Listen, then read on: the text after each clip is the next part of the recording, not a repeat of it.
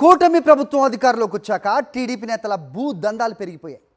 తిరుపతిలో 5 కోట్ల విలువైన భూమిని కబ్జా చేసేందుకు ఓ టీడీపీ నేత ప్రయత్నించడంతో బాధితులు బోరుమంటున్నారు. తమకు న్యాయం చేయాలని కోరుతూ బాధిత కుటుంబ సభ్యులు తమ స్థలం ఎదుట వినూత్న నిరసనకు దిగారు. తమ భూమి తమకు దక్కేలా సహకరించాలని ప్రభుత్వ పెద్దలను, జిల్లా ఉన్నతాధికారులను వేడుకుంటున్నారు. తిరుపతి నగరంలో టీడీపీ నేతల భూ అక్రమాలపై మా ప్రతినిధి విజయమూర్తి మరిన్ని వివరాలు అందిస్తారు.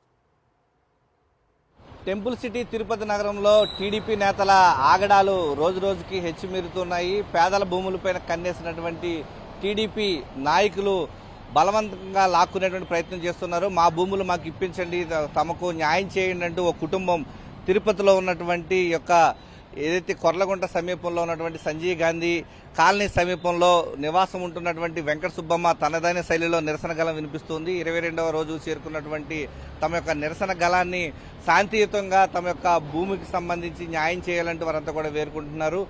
టీడీపీ ప్రభుత్వం అధికారంలోకి వచ్చిన తర్వాత ఒక సామాన్య మధ్యతరగతి కుటుంబాన్ని వేధిస్తున్నటువంటి తీరు ఈరోజు రాష్ట్ర వ్యాప్తంగా ప్రజలు గమనిస్తున్నారు. ఈ యొక్క అంశానికి సంబంధించి బాధితులు ఏమంటున్నారు వారిని అడిగి తెలుసుకునే ప్రయత్నం చేద్దాం. అమ్మ, ఏం జరిగింది? మీకు జరుగుతున్నటువంటి అన్యాయం ఏంటి?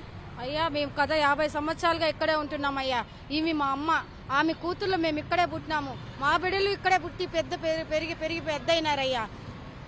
కానీ మమ్మల్ని ఈరోజు రెవెన్యూ వాళ్ళు ఏ అధికారంతో మమ్మల్ని బయట చూస్తున్నారు? ఇక్కడ ఉండేది నెంబర్ 12వ నెంబర్ సర్వే అయ్యా.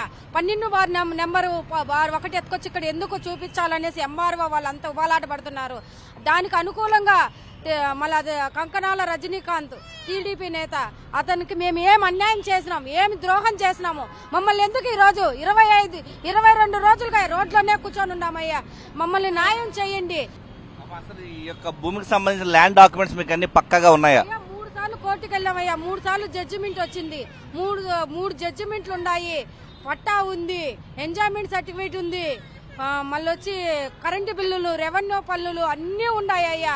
ఏది లేకుండా లేదు. వాటర్ ట్యాక్స్, 4 కరెంటు బిల్లులు, 2 ఇంటి పన్నులు అన్నీ ఉన్నాయ్యా. దీని మీద ల్యాండ్ కి సంబంధించినటువంటి అన్ని పత్రాలు ఉన్నప్పటికీ కూడా మా భూమి విషయంలో టీడీపీ నేతలు అన్యాయం చేస్తున్నారంటూ వీరంతా కూడా ఆవేదన వ్యక్తం చేస్తున్నారు. వెంకట సుబ్బమ్మ మనకు అందుబాటులో ఉన్నారు. అమ్మ, చెప్పండి, అసలు ఏం జరిగింది? మీ భూమికి సంబంధించినటువంటి అన్యాయం ఏంటి?